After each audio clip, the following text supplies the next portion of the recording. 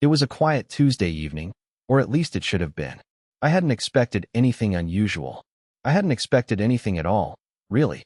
But sometimes, life doesn't give you a warning when everything is about to change. My name is Thomas, and for the past 7 years, I've been married to Julia. I didn't think we were perfect, but I thought we were solid enough, like a quiet river, calm, flowing in one direction. There were no storms, no sudden rapids. At least, that's what I believed. I was sitting in the living room, watching a documentary on my laptop. Julia had gone out earlier that afternoon for a book club meeting, though I didn't know why. She didn't usually talk much about her meetings, and for some reason, I never asked. It wasn't that I didn't care, but the silence between us had become something comfortable, something expected. When she left, everything seemed normal. She was dressed casually, had her coat, said she'd be back around 8, and that was that. But the clock kept ticking.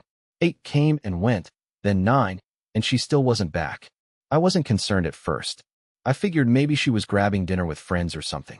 She had her own life, and I didn't feel the need to hover over every little detail. But by 10 o'clock, something started to gnaw at me, something that wasn't quite right. My gut tightened, and I found myself staring at my phone, checking it again and again. When 11 o'clock hit, I decided to text her.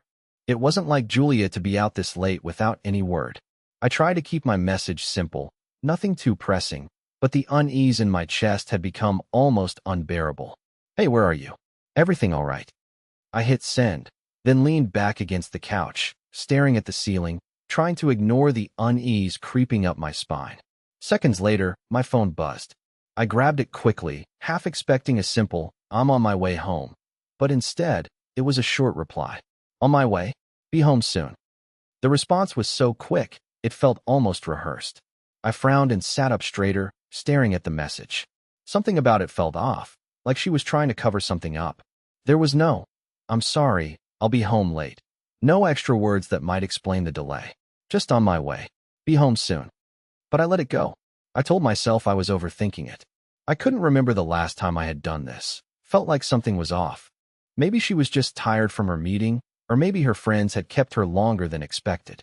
Whatever it was, I tried to relax and distract myself by getting back to the documentary. 30 minutes passed, and there was still no sign of Julia. I checked the time again. It was almost midnight now. Something in me snapped. I couldn't sit here any longer. I grabbed my jacket, and without a word, I walked out the door. The cool air hit my face as I stepped outside, but it didn't calm the nagging feeling that had settled deep in my stomach. I drove around for a while, circling the block, not sure what I was looking for, just waiting for some sort of sign. As I turned down a quiet street near our neighborhood, I saw her car parked outside a small, dimly lit cafe. I had never seen her park there before, not even once. I pulled into the parking lot behind her car, my heart beginning to race. I knew Julia's routine. She didn't go to cafes this late, especially not alone. She didn't like to stay out late. I couldn't remember the last time she had done anything like this without telling me. And why hadn't she told me where she was? I sat there for a moment, staring at her car, unsure of what to do. Should I confront her? Should I wait for her to come out? My hands gripped the steering wheel, my pulse quickening. Every rational thought in my head told me to just leave, go home, and wait for her to come back. But the other part of me, the part one couldn't ignore, was telling me to stay, to find out what she was doing here. Against my better judgment, I got out of the car and walked slowly toward the cafe's entrance, my feet heavy with uncertainty. The place was nearly empty, save for a few scattered patrons. I glanced around, scanning the room for any sign of her. Then I saw her. She was sitting at a corner table, across from a man I didn't recognize. They were talking, laughing, too comfortably, too intimately. She was leaning in close, her hands resting on the table, her fingers brushing against his. I stood frozen at the door, staring at them, trying to make sense of what I was seeing. This wasn't how Julia acted. This wasn't the woman I knew. She had always been so private, so reserved, especially around other men. She didn't share intimate moments like this with strangers. My mind raced. Who was this guy? Why hadn't she told me about him? Why was she here, at this hour, with him? I felt my stomach churn, and for a split second, I almost turned around and walked out of the cafe. But something stopped me. I couldn't leave. Not now. Not when I was so close to the truth. I needed to know what was going on. I took a deep breath and stepped further inside, moving toward the table where they were sitting. Julia saw me first. Her eyes widened in shock. She didn't say anything at first, but her expression said everything. She knew I had seen them, and she knew exactly what it meant. I couldn't keep the calm facade anymore. I had to know what was happening.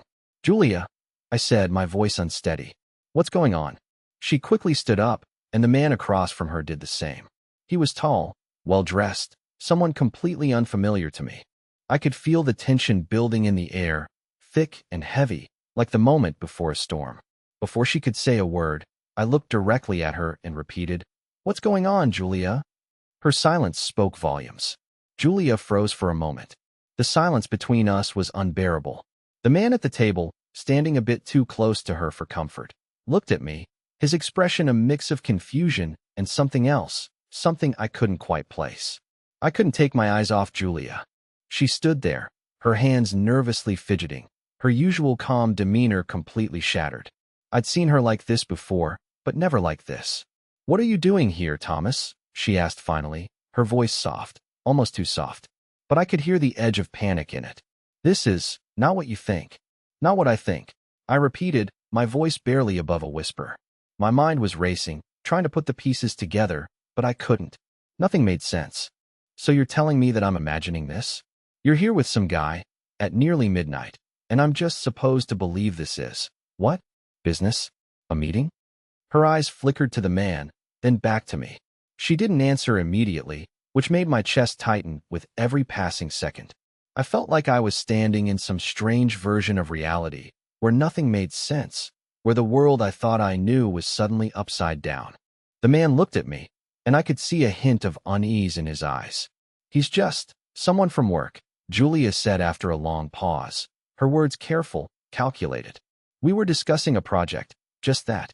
It's nothing." The lie was so obvious, I almost laughed. I hadn't heard her mention any project in months, let alone work late into the night with some colleague.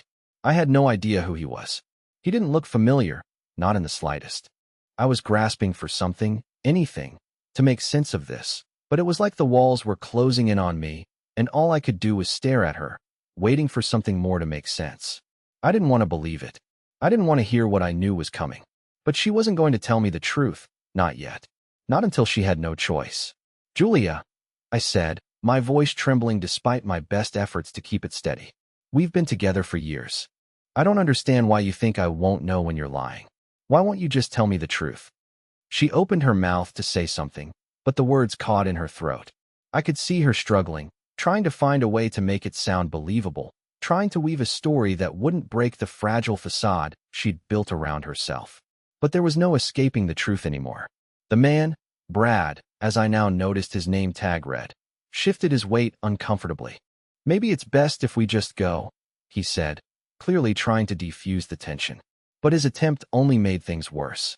It felt like he was trying to hide something, trying to cover for Julia. It was the way he said it, too quick, too rehearsed. His words didn't sound like a man who was innocent. They sounded like the words of someone who knew they were in the wrong. I turned to him, narrowing my eyes. "I'm not going anywhere. Not yet." Julia was still silent, her face pale, her lips pressed together as if she were trying to decide whether to speak or to keep quiet. I could see the gears turning in her mind, weighing the consequences of telling me everything. And yet, the longer she stayed silent, the more the weight of her silence spoke louder than any words ever could. Brad shifted uncomfortably again, then quickly moved to the side, walking toward the door. He didn't look at me as he left, but I could hear the soft click of the door opening behind him. It felt like the entire room was holding its breath, waiting for something to break. I looked back at Julia. Her eyes were locked on mine, a mix of guilt and fear in them, but she still didn't speak. She wasn't going to explain herself. She wasn't going to admit what had happened. "I'm waiting," I said, my voice cold now, much colder than I intended, "for you to tell me the truth." Her face softened for a moment, but I could see the inner turmoil. She opened her mouth, and then, nothing. The words died on her lips. She was trapped. I could see it in her eyes. The guilt, the shame, the realization that everything was about to come crashing down. I felt my heart pounding in my chest, my entire body tense with a mixture of anger and disbelief. But even as the emotions swirled inside me, I couldn't look away from her face. I couldn't stop staring at the woman I had trusted for so long.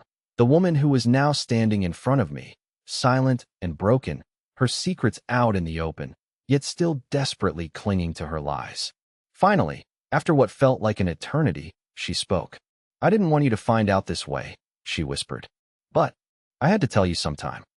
Her words hit me like a punch to the stomach. "Tell me what?" I demanded, my voice sharp. Her eyes flickered away, and for the first time, I saw her vulnerability. I had never seen Julia like this. It was like a veil had been lifted, revealing the truth she had kept hidden for so long. "I've been seeing someone else," she said quietly, almost apologetically, as if it were something I could simply brush off. The words hung in the air between us, the weight of them sinking deep into my chest. For a moment, I couldn't breathe. Everything I thought I knew about our marriage, about her, shattered in that single moment. All the years, all the memories, all the quiet assurances that we were okay gone. I stared at her, feeling the overwhelming surge of emotions crash over me, but all I could manage was a simple, barely audible "why?"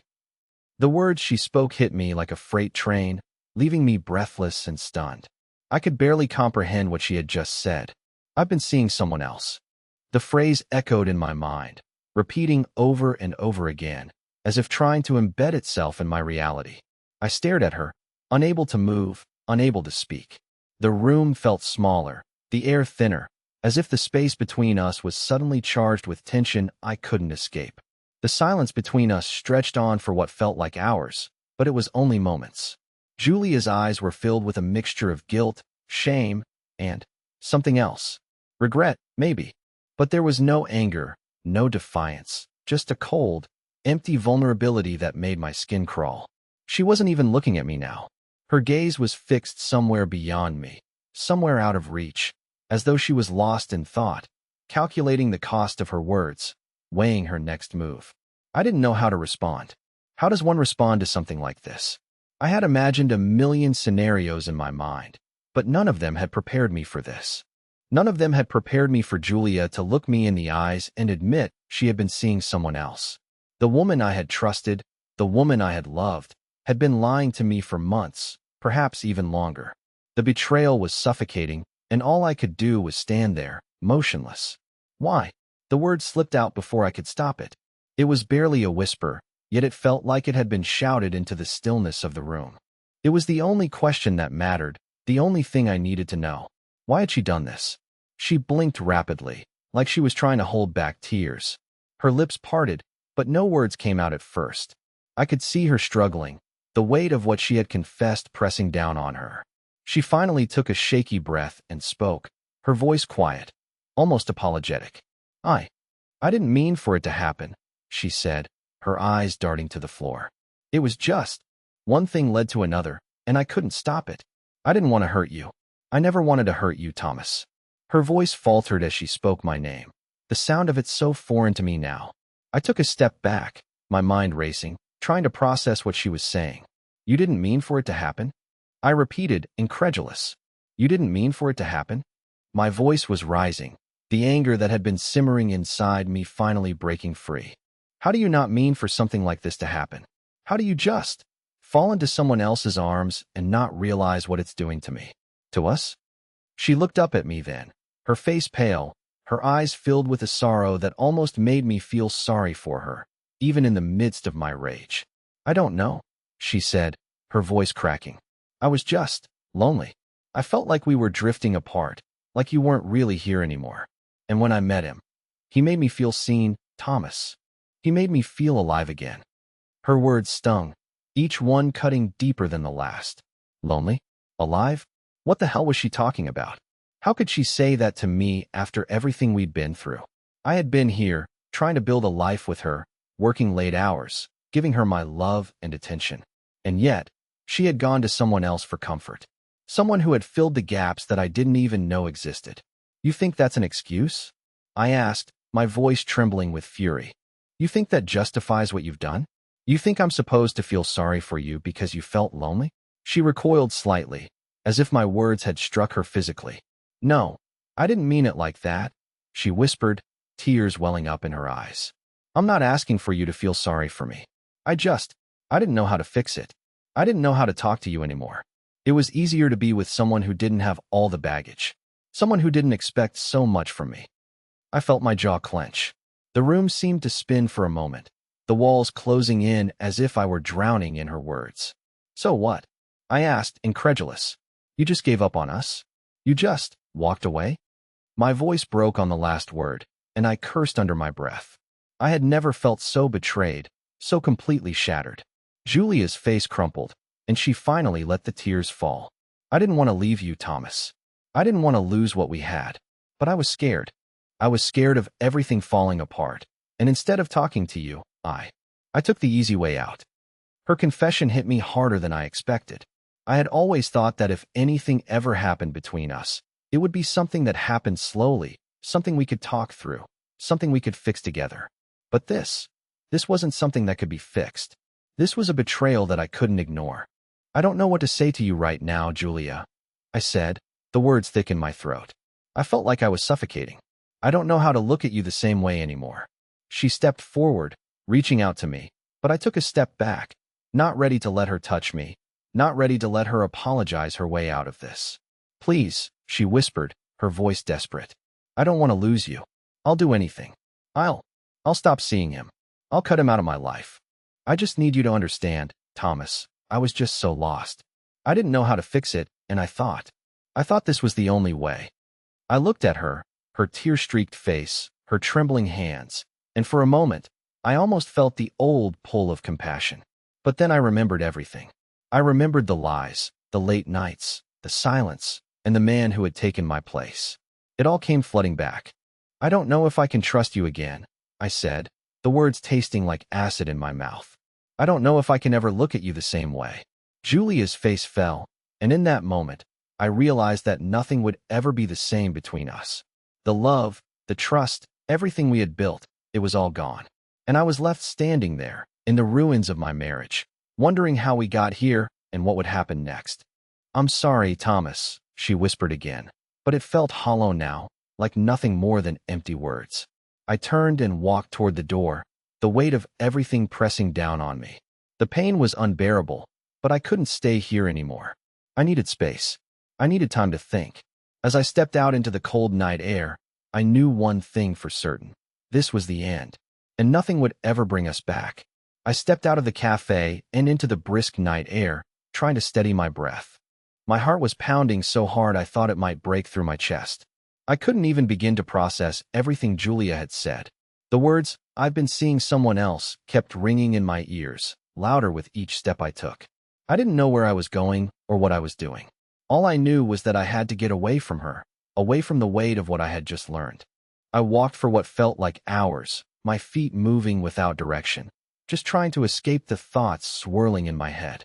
I kept seeing Julia's face, her tear-filled eyes, the way she had looked at me with that mixture of regret and fear. She hadn't even tried to explain why she did it, why she had to go behind my back. The lonely excuse kept repeating in my mind, but it wasn't enough. I couldn't understand how she could justify it. I couldn't understand how she could betray me so completely. I found myself walking through an empty park, the trees around me silent, their branches reaching into the night sky like skeletal arms. The quiet was almost suffocating. Everything felt eerily still, like the world had stopped spinning just for me. I sat down on a bench, burying my face in my hands, trying to collect my thoughts, but they were scattered, spinning out of control. How did we get here? How did we get to a point where I couldn't even recognize the woman I had married? I thought about the early days of our relationship, the way she had looked at me back then, like I was the only person in the room, like I was the one who mattered. And now, here I was, sitting alone, trying to pick up the pieces of a life that had just shattered in front of me. My mind drifted back to the man, Brad, the one she had been with. I didn't know him. I didn't know how long this had been going on, but it didn't matter. All I could think about was the fact that Julia had chosen him over me, over us. I pulled my phone out of my pocket, staring at it for a moment. I had half a mind to call her, to scream at her, to demand answers for everything she had hidden from me. But I knew it wouldn't help. It wouldn't bring back the trust, the respect that had been torn apart in one conversation. No, I needed time. Time to figure out what I was going to do. Time to think about how I was going to move forward. After a few minutes, I stood up, brushing off the cold that had settled into my bones, and made my way home.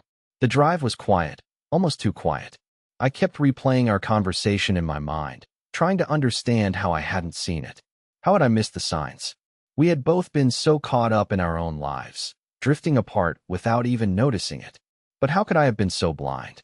When I arrived back at the apartment, I was surprised to find the door still unlocked.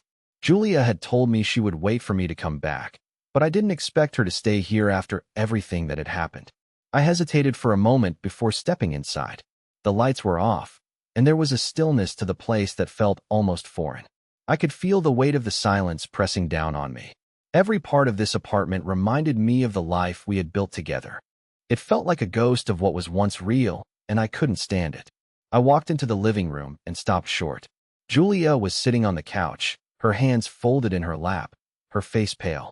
Her eyes were red, like she had been crying, but there was a certain emptiness to her gaze. She didn't look like the woman I had married anymore. She looked like a stranger, someone I didn't recognize. "Thomas," she said softly, standing up slowly. Her voice trembled as she spoke. I didn't want it to end like this." I took a deep breath, trying to steady myself. "Then why didn't you stop it?" I asked, my voice cold. "Why didn't you come to me? Why didn't you tell me what was happening? Instead of lying, instead of sneaking around behind my back." Her face crumpled again, and I could see the tears welling up in her eyes. "I was scared," she whispered. "I didn't know how to tell you. I didn't want to lose you." "You didn't want to lose me?" I repeated, my anger bubbling up again. "You didn't want to lose me, and yet you went behind my back, slept with someone else. How is that not losing me?" "I know," she whispered, her voice breaking. "I made a mistake, a terrible, unforgivable mistake. But please, Thomas, don't walk away from me. I can fix this. I'll do whatever it takes to make it right." I couldn't look at her. I couldn't stand to see the desperation in her eyes, the way she was pleading with me, like she had any right to ask for anything from me after everything she'd done. My chest tightened, the weight of everything crashing down on me. I had loved her, and now she was asking me to forgive her. "I don't know if I can do that," I said quietly, turning away from her. "I don't know if I can ever trust you again." I walked toward the door, every step feeling heavier than the last. Julia's voice followed me, her pleas growing more frantic, but I didn't turn around. I couldn't. I wasn't ready to forgive. I wasn't ready to forget, and I didn't know if I ever would be. As I stepped out into the hallway, I knew one thing for sure. My life had just been torn apart, and I had no idea how to put it back together. Everything I thought I knew had been destroyed in one conversation, and I was left with nothing but the hollow echo of her words ringing in my ears. "I didn't want to lose you," she had said. But in the end, that's exactly what she had done. The following days felt like I was walking through a fog, numb to everything around me. I went through the motions, getting up in the morning, going to work, but my mind was never really there. It was stuck on that night, stuck on Julia's words. "I've been seeing someone else." The phrase echoed in my head constantly, a reminder of the life I thought I had and the woman I thought I knew. I avoided home as much as I could, spending more time at work, burying myself in projects just to keep my mind occupied. I didn't want to go back there, to face Julia, to face the wreckage she had left behind. But as the days passed, I knew I couldn't keep running. I knew I had to confront this, even if it felt impossible. It was late on the fourth day when I found myself standing outside our apartment again. I hadn't spoken to Julia since that night, hadn't even looked at her, but something pulled me back. I had to know what she was thinking, what she wanted from me. Was she really sorry, or was this all just a way to keep me hanging on while she kept seeing Brad? I stood in front of the door for a long time, unsure whether I should knock or just leave. But then the sound of movement inside jolted me from my thoughts. Julia, she was here, still living in our apartment. Part of me wanted to turn around and leave, to escape the tension and heartache that awaited inside. But another part of me, one I wasn't proud of, wanted answers. I took a deep breath and knocked. A few seconds passed before the door opened slowly. Julia stood there, her face drawn, eyes tired. But when she saw me, there was a flicker of hope in her gaze. She opened the door wider and stepped aside, almost as if she were waiting for me to come in. "I wasn't sure if you'd come back," she said, her voice quieter than I remembered. She looked almost fragile, like she was afraid I'd break her if I touched her. I stepped inside, but I didn't say anything right away. I was still trying to process the chaos inside my head. The apartment felt colder now, emptier than it had ever been. The warmth we once shared seemed to have evaporated, leaving nothing but a hollow space between us. "I don't know what I want from you, Julia," I finally said, breaking the silence. My voice was raw, and I hated the way it cracked, like I was fighting to hold on to something I knew was already lost. "I don't know if I even want anything from you anymore." She nodded slowly, as if she understood exactly what I was feeling, but she didn't speak.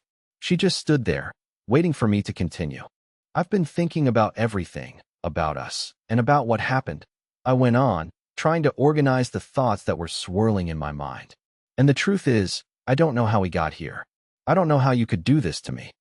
Her eyes filled with tears again, and she wiped them away quickly, but I saw the shame in her expression. It was the same look she had had when I first confronted her in the cafe. "I didn't want to hurt you," she whispered. "I never wanted to hurt you. But I couldn't stop it. It just happened." "It just happened," I echoed, my voice rising. "Is that how you justify it? Because that's not an answer, Julia. This isn't something that just happens. You made a choice. You made a series of choices, and every one of them led to this." She flinched at my words, but I wasn't stopping now. The anger I had been suppressing for days finally broke free, and it felt like a wave crashing over me. "You lied to me. For months. And I don't even know who you are anymore. I don't know if I can ever trust you again. How do I look at you and pretend like everything is okay when I know you've been with him?" "I swear, Thomas, it wasn't like that," she pleaded, taking a step toward me, but I held my hand up, stopping her. "I never meant for it to go this far. I thought I could handle it, thought I could keep everything separate, but I couldn't. And now I've lost you, and I don't know how to fix it." She was crying openly now, her voice breaking with every word. But the more she cried, the more I felt like I was shutting down. I wanted to care, I wanted to comfort her, but I couldn't. I didn't have the strength anymore. "You don't get to cry, Julia," I said, my voice hardening. "You don't get to cry and expect me to forgive you. You don't get to tell me you didn't mean for this to happen when the whole time you were making choices. You made a choice to go to him, to sleep with him, and to hide it from me." She opened her mouth to speak, but I cut her off again. "I don't want to hear it. I don't want to hear any more excuses. I don't know if I can even look at you the same way anymore." She collapsed onto the couch, her hands covering her face as she sobbed uncontrollably. I could see the devastation on her face, and for a moment, I felt the old pang of guilt. I felt sorry for her, sorry that things had come to this. But then the anger surged again, and I remembered why I was here. Why I couldn't let this go. She had broken something inside me, something I wasn't sure I could ever repair. "I never wanted to hurt you," she whispered through her tears. "I never wanted to lose you. But I've ruined everything. I know I have." I stood there in the silence that followed, staring at her. The woman I had once loved, the woman I thought I knew, was sitting in front of me, broken and crying, and I couldn't help her.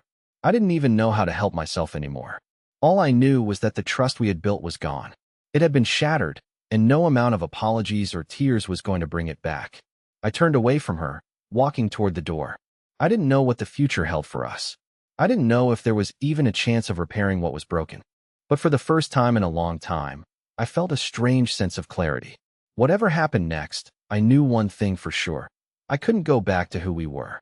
Not now. Not after everything she had done. As I stepped out the door and into the cold night, I felt a wave of finality wash over me. The weight of the decision I had made, the decision to walk away, hung heavy on my shoulders. And even though I was leaving behind the woman I thought I would grow old with, I knew it was the only choice I had left.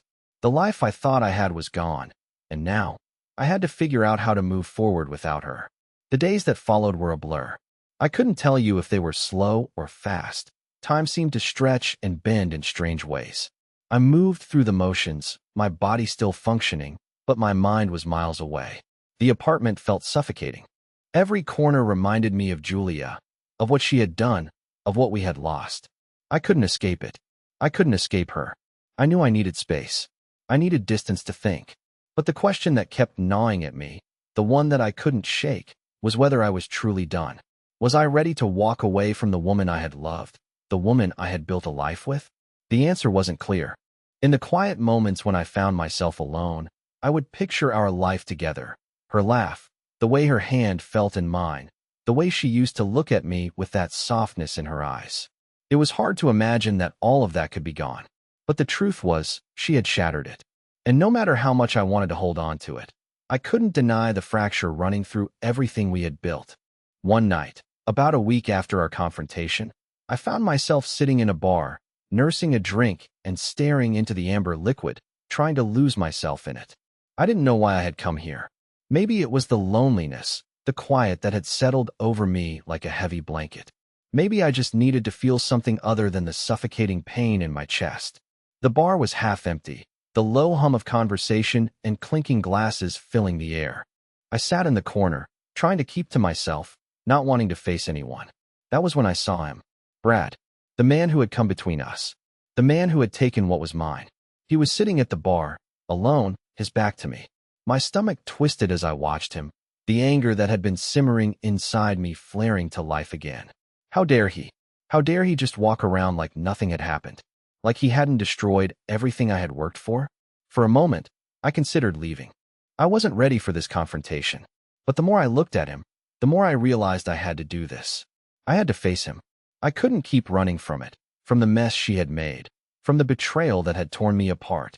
I stood up, my legs unsteady as I walked toward him, every step feeling like it was leading me into unknown territory. I reached the bar, and he looked up when he saw me. His face shifted for a moment, a flicker of surprise crossing his features, but he quickly masked it with a forced smile. He motioned for me to sit, and despite everything inside me screaming not to, I did. "Thomas," he said, his voice casual, too casual, like this was just some ordinary encounter. "Didn't expect to see you here." I stared at him, my eyes narrowing. "What's the deal, Brad? What was it like? Sleeping with my wife? Was she everything you thought she would be?" The words came out sharper than I intended, but I couldn't help it. The anger was bubbling up, and I was done pretending it wasn't there. His smile faltered, and I could see the discomfort in his eyes, but he didn't back down. "Look, man," he said, his voice slightly softer now. "I didn't mean for any of this to happen. I wasn't trying to hurt you." I scoffed. "You didn't mean for it to happen?" I leaned in, my voice low and steady. "You don't get to say that. You made a choice. You knew exactly what you were doing, and now you want to act like you're the victim?" He looked away for a moment, clearly uncomfortable. "It wasn't like that, Thomas. I never wanted to hurt you, I swear. But Julia, she's a complicated person. She wasn't happy, and I guess I just wanted to help her." I almost laughed. "Help her? By destroying everything I've worked for? You don't get to play the good guy here, Brad. You're just as much to blame as she is." The words were out before I could stop them, but they felt good. They felt right. I had been holding all of this in for far too long. It wasn't just Julia who had betrayed me. It was him too. He had known what he was doing, and he had done it anyway. He was silent for a moment, looking down at his drink, clearly weighing his words. When he finally spoke again, his voice was softer, more thoughtful. "I never meant for any of this to happen. I'm sorry it turned out this way, but I think it's better for both of you if you move on. Julie is not the same person she was, and neither are you. Sometimes things just fall apart, man." His words stung more than I expected. He wasn't wrong. Julia and I weren't the same people we had been. We couldn't be. I had changed. She had changed. The trust was gone, and no matter how much I wanted to believe it could be fixed, I knew it was too late. I sat there for a long time, the weight of everything pressing down on me. This wasn't just about Julia or Brad. This was about me, about how I had let myself get lost in something I thought I understood, something I thought was real. But now, I didn't know who I was anymore. I didn't know what I was supposed to do next. "Thanks for the drink," I said quietly, standing up from the bar, my voice barely above a whisper. I wasn't sure if he heard me or not. I wasn't sure if I cared. I left the bar without looking back, stepping into the cold night air. The city felt empty, its lights too bright, too harsh. I walked for a while, not sure where I was going, just needing to move, needing to escape the thoughts that kept swirling in my head. I had no answers, no clear direction. All I had were questions I wasn't sure I'd ever get answers to. I had thought that confronting Brad would bring me some sense of closure, but it didn't. It only left me feeling emptier. The anger, the betrayal, it was all still there, lurking beneath the surface, waiting to spill over. But no matter how much I tried to hold on to the past, I knew deep down that I couldn't go back. Not after everything that had happened. I wasn't sure where this would lead, but for the first time in a long time, I didn't feel like I was in control of my own life. The road ahead was uncertain, but one thing was for sure. It wasn't going to be the same. And maybe, just maybe, that was what I needed. The night stretched on, and I kept walking. My feet carried me aimlessly through the streets, lost in thought, as if I were searching for something I couldn't quite name. My mind was still reeling from the conversation with Brad, but it wasn't just the confrontation that was bothering me. It was the realization that everything I had known, everything I had believed in, was slipping through my fingers. Julia's betrayal, Brad's role in it, all the lies that had been hidden behind her smile. It was like a veil had been lifted, and now I was left standing in the cold, unsure of what to do next. The city around me was bustling, but it felt like I was in a different world. People walked past me, caught up in their own lives, their own stories.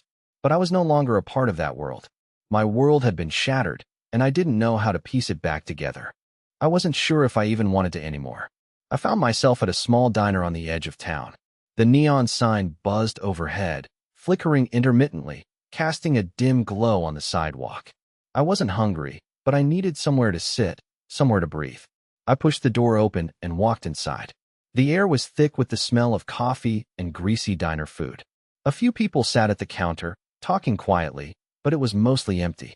I slid into a booth by the window and stared out at the passing cars, my thoughts spiraling in every direction. I should have felt angry.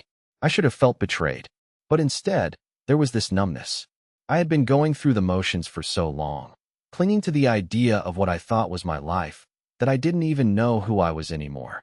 I had built so much around Julia, around us, that without her, it felt like I was losing my sense of self. My phone buzzed in my pocket, snapping me out of my daze. I pulled it out and saw a message from Julia. I hesitated for a moment, not sure if I wanted to read it, but then I clicked open the text. "I'm sorry. I know I've messed everything up, but I'm not ready to lose you. Please, Thomas, please come home." The words hit me like a punch to the gut. She was sorry. She wasn't ready to lose me. But what about everything else? What about the lies, the months of deceit? What about the man who had taken her away from me? How could I even consider going back to her when I knew what she had done? I stared at the message for a long time, the screen blurring as my thoughts collided with each other.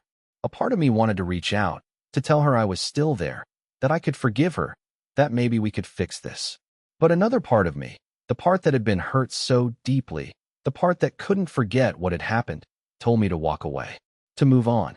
I put my phone back in my pocket and leaned back in the booth, staring out the window. The world outside seemed so far away, like I was watching it through a foggy lens.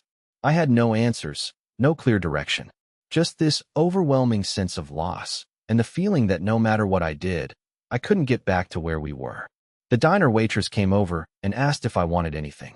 I ordered a coffee, barely acknowledging her as she walked away. I wasn't really interested in food, or even in talking. I just needed to be alone, to think. But the more I thought, the more I realized that I couldn't keep running from this. I couldn't keep avoiding the inevitable. As much as I hated it, I knew that I needed to face Julia. I needed to have one final conversation with her, to hear her side of things, to get some kind of closure. But even as I thought it, a voice in my head kept telling me that no matter how much closure I sought, it wouldn't change anything. The trust was gone, and trust was the foundation of everything. Without it, there was nothing left. I finished my coffee and paid the bill, stepping back out into the night. The cool air hit me again, but this time, I didn't flinch. I just walked, and with every step, I could feel the weight of the decision ahead of me. The decision to either move on or stay, to face the broken pieces of my marriage or let them go forever.